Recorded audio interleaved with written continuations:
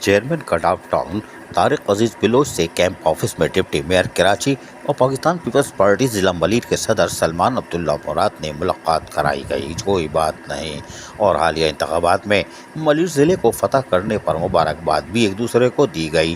Chairman کڈاف town اور طارق عزیز بلوچ کا کہنا تھا کہ ملیر ضلع پاکستان پیپلز پارٹی کا سب سے مضبوط قلعہ ہے، جس کا عملی مظاہرہ جیالوں نے پاکستان پیپلز پارٹی کے تمام قومی صوبائی اسمبلیوں کے امیدواروں کو کامیاب کروایا گیا۔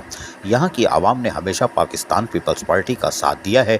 کڈاف ٹاؤن کی عوام کو پارٹی سے جو توقعات وابستہ ہیں، ان کو پورا کرنا ہماری اولین ذمہ داری ہے۔ سیاسی اور سرکاری طور پر یہاں ہونے والے کاموں کے اب ہم سب جوابدہ ہیں۔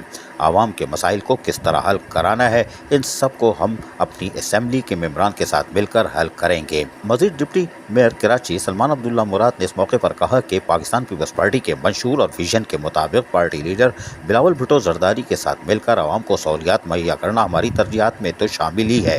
عوام کو ان کے مسائل کا حل ان کے دہلیز پر فراہم کریں گے۔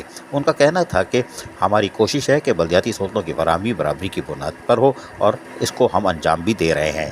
اس موقع پر وائس چیئرمین جام محمد جوکیو، میونسپل کمشنر احمد یار، افسر مالیات افتخار احمد دایو، پارلیمانی لیڈر ممبر کونسل میر عباس ٹالپر، ڈائریکٹر HRM حاجی شریف شیخ، انچارج اینٹی انکروچمنٹ سہیل یار Khan, director social welfare and culture Nabeel Baloch, director information Rizwan Sabir, finance افسر کاشف بلوچ اور PS چیئرمین لال جان نبی کیوں نہ ہوتے، یہ بھی موجود تھے۔ عزیز عارف، KBS بلدیاتی نیوز کراچی۔ ایسی ہی خوبصورت ویڈیوز فیوچر میں حاصل کرنے کے لیے ریڈ بٹن پر کلک کر کے اور بیل آئیکن کو پریس کر کے ہم سب کے سبسکرائبر بننا مت بھولیے۔